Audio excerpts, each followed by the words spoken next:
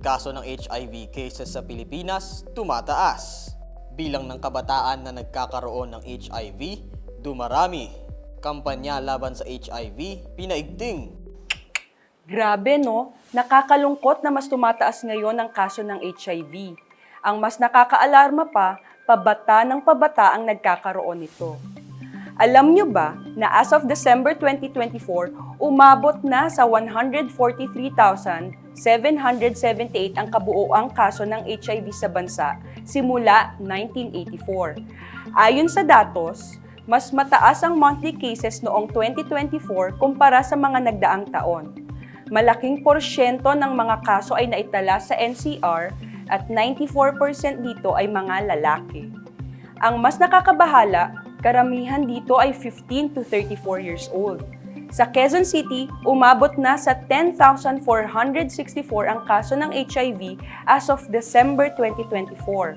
Sa dami ng impormasyon na lumalabas tungkol sa HIV, mahalagang malaman muna natin kung ano nga ba ito. Q-Citizens, ang HIV o Human Immunodeficiency Virus ay umaatake sa ating immune system na siyang depensa natin laban sa mga sakit. Ang immune system ng isang tao ay maikukumpara sa isang hukbo ng gwardya ng isang pasilidad. Kapag ang mga gwardya ay isa-isang nawala, nagiging mahina ang depensa ng katawan. Ganon ang ginagawa ng HIV. Kaya kapag hindi napangalagaan at naagapan, tuloy-tuloy nitong sisirain ang iyong immune system hanggang sa bumagsak ang iyong depensa at mas madali kang kapitan ng iba't ibang sakit. Kapag hindi na ito naagapan at hindi na kinaya ng katawan na labanan ng mga karaniwang impeksyon, nagiging advanced HIV disease ito o mas kilala dati sa tawag na AIDS. Sa makatuwid, ang HIV ay ang virus na umaatake sa ating immune system habang ang AIDS ay isang kondisyon kung saan ang isang taong may HIV ay hindi na kayang labanan ang anumang uri ng impeksyon sa kanyang katawan.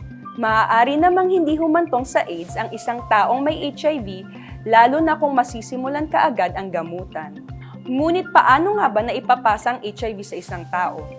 Maipapasa ang HIV sa pamamagitan ng mga sumusunod na uri ng likido sa katawan: dugo, semen, breast milk, at vaginal fluids. Naipapasa ang HIV sa pamamagitan ng sexual contact o pakikipagtalik na walang gamit na proteksyon o unprotected sex, by blood and blood products o paggamit ng mga HIV-contaminated blood products or organs at paggamit ng mga HIV-contaminated syringes at needles. Infected mothers to infants na ihahawa din ang HIV sa pagbubuntis, panganganak at pagpapasuso.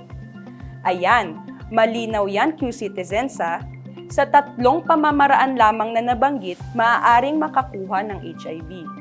Hindi ito na ipapasa sa pamamagitan ng luha, laway, pawis, sa paghalik, sa pag-share ng ating mga utensils, at sa pagkagat ng lamok. Fake news yan! Para maagapan ng sakit, mahalagang malaman natin ang signs at symptoms ng HIV. Ang bad news, hindi lahat ng tao ay nagpapakita ng mga simptomas kapag nahawa sila ng HIV. Marami sa mga sintomas nito ay kapareho ng iba pang sakit tulad ng trangkaso, matinding panghihina, nawawalan ng gana sa pagkain at mabilis na pagbaba ng timbang, pamamaga ng kulani sa leeg, kilikili o singit, paulit-ulit na pag-ubo, at pagkakuha ng iba't ibang uri ng sexually transmitted infection tulad ng gonorrhea, syphilis at iba pa. Maaaring mas malala pa ang karamdaman kapag nasa advanced stage na ang HIV infection. Kaya kapag may nararamdaman at pasok ang iyong sitwasyon, base sa risk factors at sexual lifestyle, agad na magpa-test. Sa HIV antibody test, makikita ang presensya ng virus sa ating dugo. Ang good news sa Quezon City, mayroon tayong mga social hygiene clinics kung saan libre ang HIV testing. Nakafocus ang mga clinics na ito para sa pag-manage, pag-prevent, at pag-control ng mga sexually transmitted infections. Ang HIV ay hindi pa curable, ngunit tandaan, na mayroong mga gamot na kumokontrol dito. Ito ang tinatawag nating ART o antiretroviral therapy na naglalayong pigilan ang pagdami ng virus sa katawan. Kung maagang magagamot ng ART, makakatulong din ito para mapanatili ang kalusugan ng isang person living with HIV.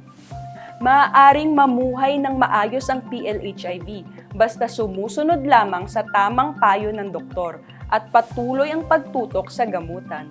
Kung mayroong mga katanungan, pwede ding magpadala ng mensahe sa official Facebook page ng Quezon City Service Delivery Network Plus. Q-Citizens, may ilan kaming paalala para maiwasan ang pagkahawa at pagkalat ng HIV. Tandaan ang A, B, C, D at E. A. Abstinence o kusang pagpipigil sa pakikipagtalik. B. Be mutually faithful, basta ikaw at ako lang, dahil mas mataas ang tiyansa na makahawa at mahawa kapag multiple ang iyong sexual partners. C. Correct and consistent condom use. D.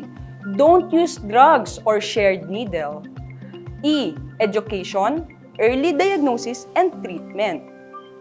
Mas mainam na alam mo ang iyong status. Libre ang screening sa ating syudad. Wala nang rason para hindi ma-check ng mas maaga. Ika nga, early detection is the key para mas mapahaba pa ang buhay. Kapag ito ay nasunod, tiyak na magtatagumpay tayo sa adhikain natin na 0 cases na sa 2030. Kaya Q-Citizens, huwag kang matakot. Kaagapay mo ang Quezon City Health Department para maiwasan ang anumang sakit. Ako po si Dr. Claudette Neri na nagpapaalalang stay safe Q-Citizens para sa Healthy QC!